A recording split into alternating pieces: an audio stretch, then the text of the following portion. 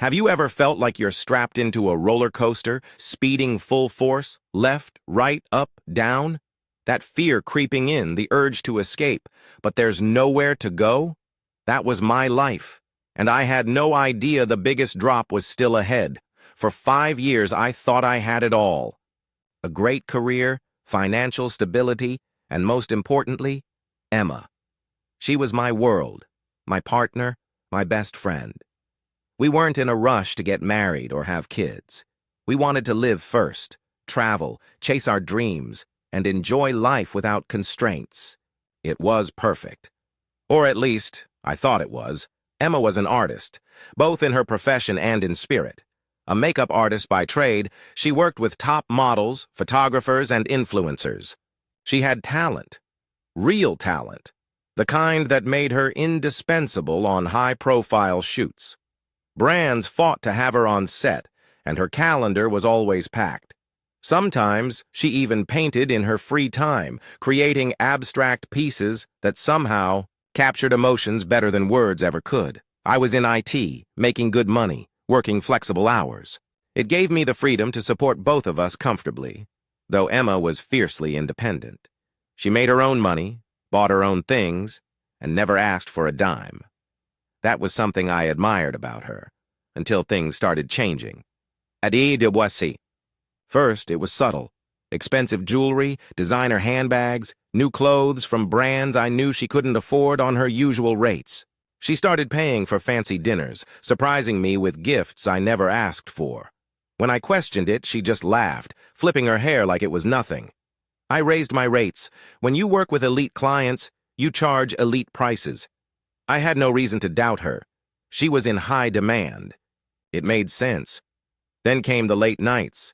She started coming home at odd hours, texting that shoots were running late, that models were being picky, that editors wanted more revisions. Sometimes, she didn't come home at all, saying she had an early morning job and it was easier to stay in a studio. I started noticing inconsistencies. The photographers she claimed to be working with didn't post anything new. The models she mentioned weren't sharing updates from the supposed shoots. Still, I pushed those thoughts aside. I trusted her. I loved her. Then came the message. I was at work when my phone buzzed. A text from my dad. "Son, you need to sit down before you open this." I frowned, clicking on the link he sent. It led to an adult website. My heart stopped when I saw the thumbnail. A video. Starring Emma. For a few seconds, my brain refused to process it. Maybe it was someone who looked like her. Maybe this was some kind of sick prank. Then I clicked play. There was no mistaking it. The way she moved, the way she sounded. It was her, my girlfriend. The woman I had shared 5 years of my life with, and she wasn't just in one video. Her profile had dozens of them. Some were solo, some with other men, some with multiple people at once. The upload dates went back over a year.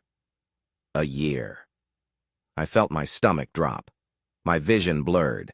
My hands trembled so badly I almost dropped my phone. Then reality hit me like a freight train. My parents had seen this. They knew before I did. Shame, humiliation, and fury collided inside me all at once. I slammed my laptop shut, bolted from my desk, and rushed to the bathroom, barely making it before I vomited into the sink. My entire body shook. I needed to talk to her. No, I needed answers. I left work early, gripping the steering wheel so tight my knuckles turned white. My mind raced, flipping between denial and rage. Maybe she had done this before we met. Maybe she had been desperate for money. Maybe I didn't know her at all. When I got home, she was in the kitchen, casually making coffee like nothing was wrong. She turned, smiling. "Hey, babe, you're home early." I couldn't hold back. "Emma, what the duck is this?"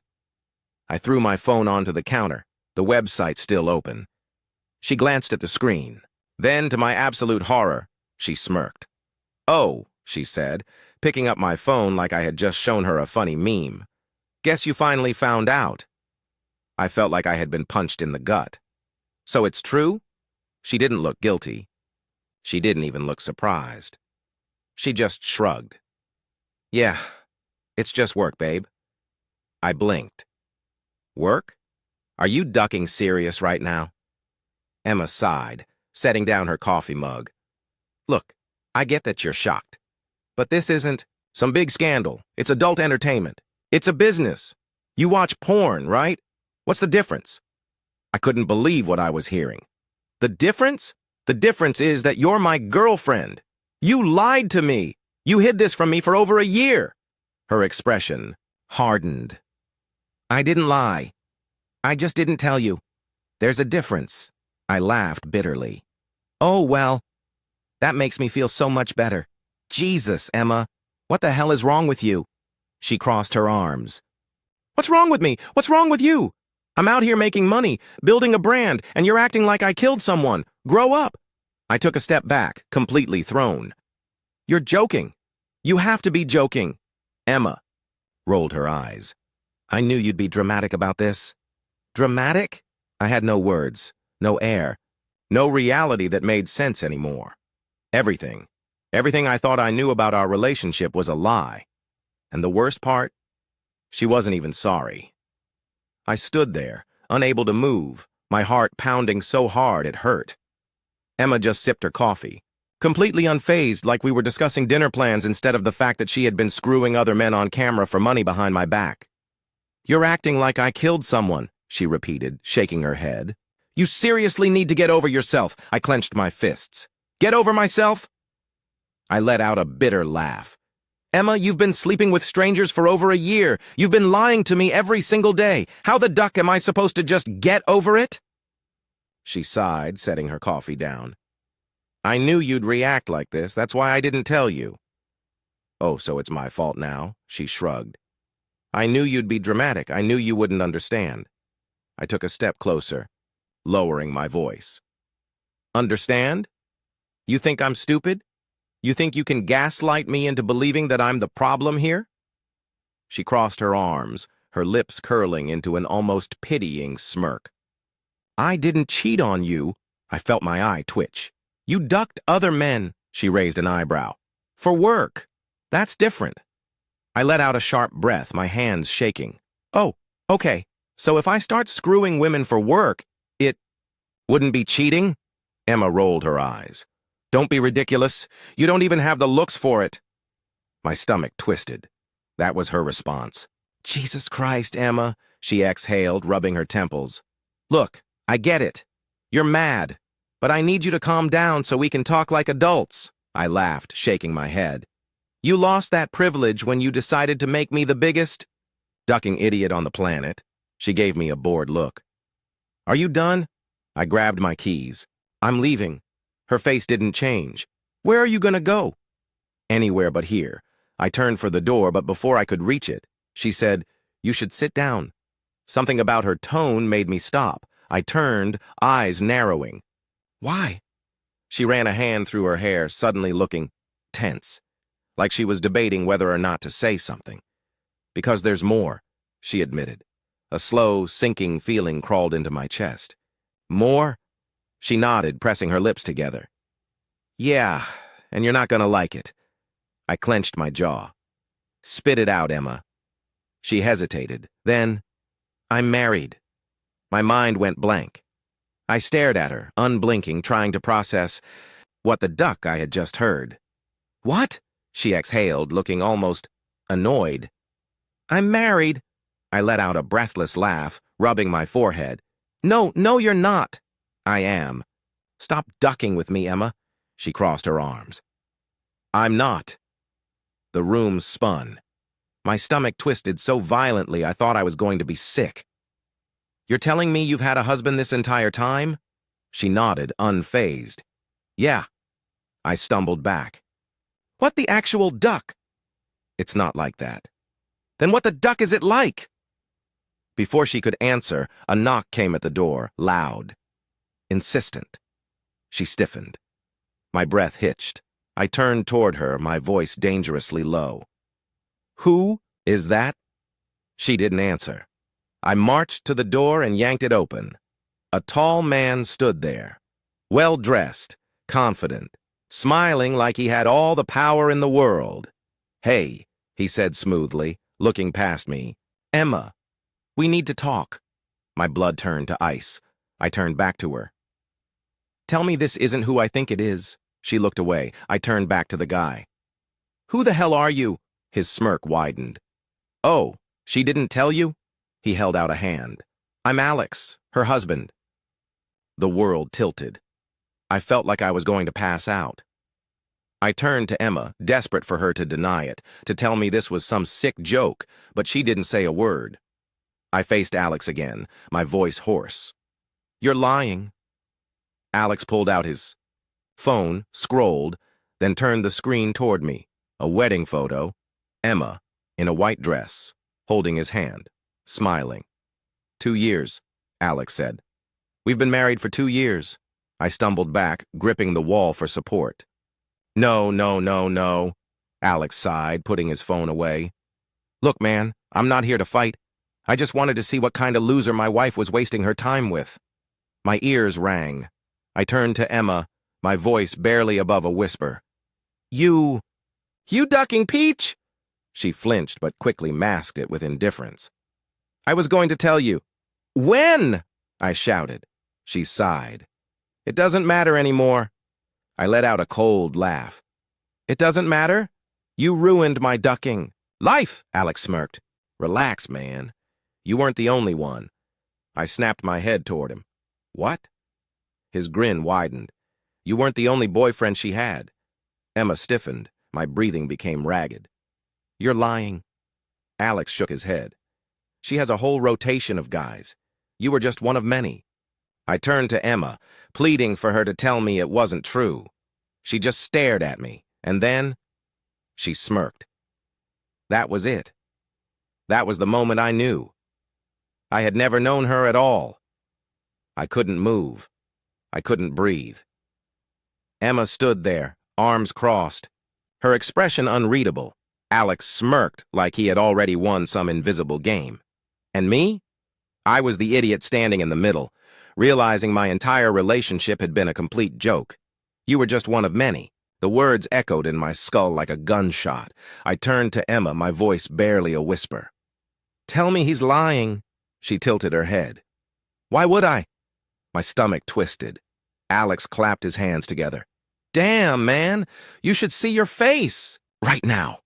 I lunged at him. I didn't think, didn't hesitate. I just moved. My fist connected with his jaw, sending him stumbling back into the wall. He let out a low laugh, wiping his mouth, then looked up at me with something almost like amusement. Oh, you got some fight in you. Cute. Emma sighed. Jesus, both of you, stop. I ignored her, chest heaving, adrenaline pounding through my veins. How long? I demanded. How ducking long was I your joke? She rolled her eyes. You weren't a joke. Don't bullshit me, she exhaled, rubbing her temple. Look, I liked you, okay? You were sweet, safe. You actually cared about me. I felt sick. And that made it okay to lie to me? To use me? She gave a one-shoulder shrug. It made things easier. Easier, like I was just a convenience. Like I wasn't even a person. Alex stretched his neck, then leaned against the wall. You were the perfect side piece, dude. Stable, predictable, completely unaware. Meanwhile, Emma had other guys keeping her busy. High rollers, VIP clients. I froze. Clients? Emma shot Alex a sharp look, but it was too late. I turned. To her, my hands shaking. What the duck does he mean, clients? She hesitated. Alex grinned. Aw, she didn't tell you? Emma's not just in porn, buddy. She's in escort work. I felt the ground slip from under me. No. I shook my head violently. That's bullshit. Alex chuckled. You really think all those designer bags came from makeup gigs? I turned to Emma, begging for her to deny it, to call him a liar. She didn't. She just stared at me, her lips pressed together. The world around me blurred. My heartbeat roared in my ears. You let me sleep with you while you were ducking. Clients? She sighed. I was careful. I let out a sharp breath, barely able to stay on my feet. You disgust me, Emma finally frowned. Oh, grow up. You act like I did this to hurt you. I laughed bitterly. How the duck am I supposed to feel? Alex checked his watch. Look, this has been fun, but I think we're done here. I snapped my head toward him. Shut the duck up, he smirked. Or what? You gonna hit me again? Go ahead, won't change shit. I turned back to Emma, my chest rising and falling in sharp bursts. You need help, she arched an eyebrow. Because I don't want to be broke and ordinary like you? I clenched my fists. No, because you're ducking empty inside. Her smirk faltered, just for a second. But it was enough. I turned toward the door, my entire body screaming at me to get out of there before I lost my mind. As I reached for the handle, Emma said something that made my blood turn to ice. You should get tested. I stopped. The room went silent. Slowly, I turned my head. What did you just say? She leaned against the counter, arms crossed. I said, you should get tested, just in case. I felt something deep, dark, and violent snap inside me. I moved before I could stop myself, shoving everything off the kitchen counter with one furious sweep. Glass shattered, plates crashed to the floor. Emma barely flinched. Duck! You! My voice shook with rage. She shrugged. Your problem now. Alex whistled low. Oof. That one stings. I spun around, fists clenched so hard my nails dug into my palms. Then I did the only thing I could. I left. I walked out of that apartment, out of that ducking nightmare, and slammed the door behind me. I drove aimlessly for hours. I didn't know where I was going. I just needed to move. At some point, I ended up at a clinic. The receptionist smiled at me. How can I help you? I stared at her, my throat dry. I need an STD test. She nodded, handing me a form. Fill this out. I sat down, gripping the pen like it might snap between my fingers. As I stared at the paper, reality finally crashed down on me. Emma was gone. Not just physically. The Emma I had loved had never existed. I had been in love with a ghost. I sat in that clinic staring at the form, my hands shaking so hard I could barely hold the pen. Name, date of birth, contact information. It all blurred together. The nurse at the desk glanced up at me, probably wondering why I was taking so long. Because I didn't belong here. Because this wasn't supposed to be my life. I scribbled my name and handed it in. How long do results take? I asked. She gave me a sympathetic smile. A few days. A few days. A few days of waiting to find out if Emma had left me with more than just emotional scars. I walked out of there feeling hollow. I ignored her calls. I ignored Alex's texts, which ranged from mocking to mildly threatening. I didn't care. I stopped going to work, stopped talking to friends. My parents tried reaching out, but how the hell was I supposed to explain this? Then, 5 days later, my results came in. Negative. For everything. I nearly collapsed from relief. But it didn't change the fact that I was broken beyond repair.